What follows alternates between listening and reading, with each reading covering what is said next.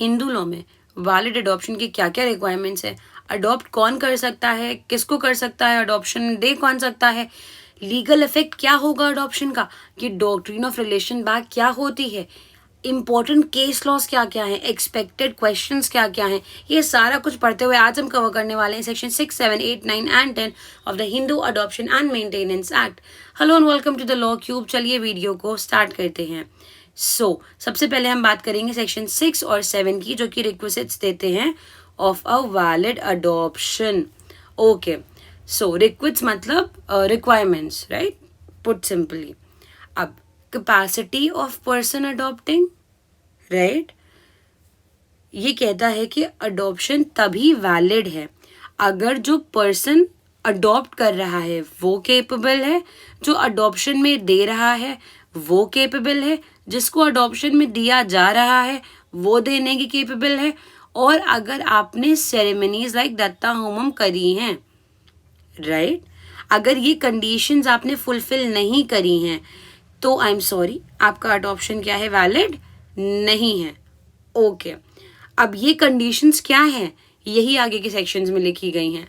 तो अब सबसे पहले अगर हम एक मेल हिंदू की कैपेसिटी की बात करें तो वो अडॉप्ट कब कब कर सकता है, तो मेल हिंदू अडॉप्ट कर सकता है अगर वो मेजर है और साउंड माइंड का है, यानी कि अगर वो बच्चा नहीं है और पागल नहीं है। अगर उसकी वाइफ है, मतलब ये कि अगर आपने शादी नहीं करी है, आप सिंपली एक बच्चा अडॉप्ट करना चाहते हैं, we know Karan Johar, right, आप कर सकते हैं। बट अगर आपकी वाइफ है तो आप उसकी कंसेंट लेंगे और ये मैंडेटरी है, ठीक। लेकिन उसकी कंसेंट के बिना भी चल जाएगा।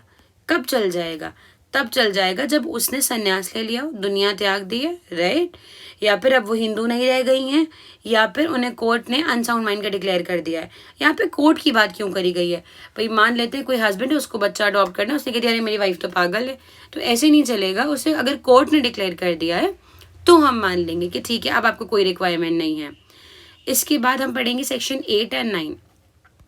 सेक्शन 8 और 9 की अगर मैं बात करूं तो सेक्शन 8 अगेन बात करता है एक फीमेल की, कि फीमेल कब अडॉप्ट करती है, again exactly the same thing, अगर वो साउंड माइंड की हैं और मेजर हैं तब, अगर वो अनमैरिड हैं, या फिर वो डिवोर्स्ड हैं, या फिर विडोड हैं, या फिर हस्बैंड ने दुनिया रेनाउंस कर दी है, तो चारों केसेस अल्टीमेटली क्या कह रहे हैं, या तो शादी हुई ही नहीं, हुई थी तो फिर डिवोर्स हो गया, या फिर हस्बैंड की डेथ हो गई, या हस्बैंड ने संन्यास ले लिया, या फिर हस्बैंड अब हिंदू नहीं रह गए हैं, या हस्बैंड पागल हो गए हैं। व्हाट इट मीन्स, अल्टीमेटली अगर आपके हस्बैंड नहीं हैं तभी आप अडॉप्ट कर सकते हैं। इसका सिंपल वर्ड्स में मतलब ये है कि Hindu adoption and maintenance act में एक married Hindu woman independently adopt नहीं कर सकती है। तो अगर मैरिड कपल है तो कैसे अडॉप्ट करेगा, तो हस्बैंड वाइफ म्यूचुअली करेंगे, जिसमें हम सेक्शन 7 में जाके अडॉप्शन करेंगे, कहेंगे कि एक मेल अडॉप्ट कर रहा है अपनी वाइफ की कंसेंट से, वो म्यूचुअल अडॉप्शन की बात कर रहा है, राइट। आप अगर एक फीमेल हैं, आप अकेले अडॉप्ट नहीं कर सकते, लेकिन we also know about a lot of female celebrities including Sushmita Sen, जिन्होंने बिना शादी के ही अडॉप्शन कर रखा है, राइट। तो अब ऐसे केस में it's not under Hindu marriage act या Hindu adoption and maintenance act, वो फिर गार्जियंस एंड वर्ड्स एक्ट और कारा की गाइडलाइंस हैं अडॉप्शन की, उसमें आप अडॉप्शन कर सकते हैं। वेल, इसके बाद अब हम बात करते हैं कि अडॉप्शन में बच्चे को दे कौन सकता है, so capable of giving an adoption. तो देखो, सबसे पहले फादर के बाद मदर, उसके बाद गार्जियन। ये सिर्फ और नहीं है, ये सीक्वेंस है। सबसे पहले फादर के पास अथॉरिटी है, फादर नहीं है तो मदर के पास अथॉरिटी है, एंड दोनों नहीं है तो गार्जियन के पास अथॉरिटी है। लेकिन अब फादर अगर दे रहे हैं तो फादर मदर दोनों की कंसेंट होनी चाहिए। ओके, ऑफ कोर्स कब, अगर वो जिंदा हैं और केपेबल हैं। अगर वो पहले वाले कंडीशंस में आते हैं कि पागल हैं, संन्यास ले लिया है या नहीं है, तो फिर ऑब्वियसली आप कंसेंट कैसे लेंगे। गार्जियन बच्चे को अडॉप्शन में सिर्फ और सिर्फ कोर्ट की परमिशन से ही दे सकता है, तब जब वो कोर्ट को यकीन दिला दे कि इसमें बच्चे का वेलफेयर है, और ये कि जो बच्चा है वो एक ऑर्फन है, या वो अबैंडन है, या फिर उसके पेरेंट्स ठीक नहीं हैं। ऐसे बहुत से केसेस आते हैं, स्पेशली जब हम चिल्ड्रंस कोर्ट में जाते हैं, जहाँ हम देखते हैं कि सरेंडर्ड बच्चे आते हैं, जहाँ पे बिकॉज उनके पेरेंट्स केपेबल नहीं होते हैं, वो अपने बच्चे को क्या करते हैं, खुद आके सरेंडर कर देते हैं, राइट।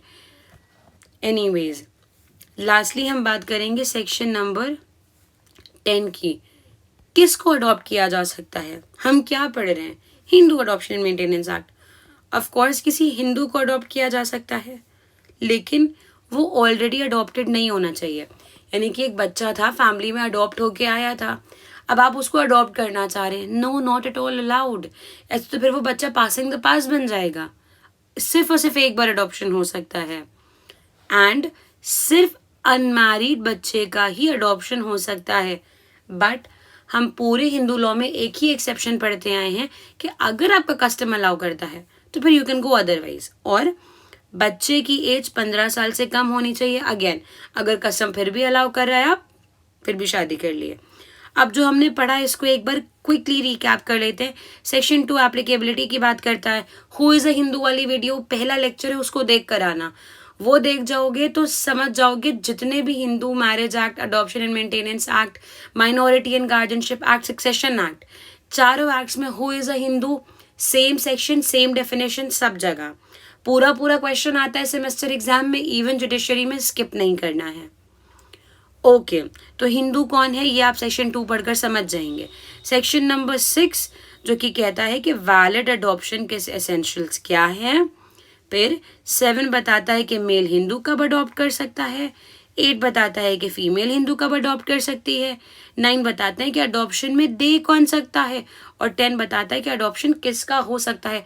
बहुत लॉजिकली एक सीक्वेंस में चीज़ों को अरेंज किया गया है। एक चीज़ और बताती जाऊँ, जब हम सेक्शन 7 और 8 पढ़ेंगे, यहाँ पे एक चीज़ और भी है कि अगर एक मेल हिंदू है तो वो एक मेल बच्चा ही अडॉप्ट कर सकता है, वो एक फीमेल अडॉप्ट नहीं कर सकता।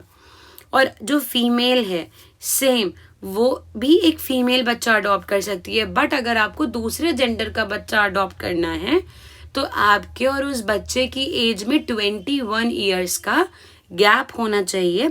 ये इन्हीं सेक्शन 7 और 8 में लिखा हुआ है। So that's all, thanks for watching, do subscribe for more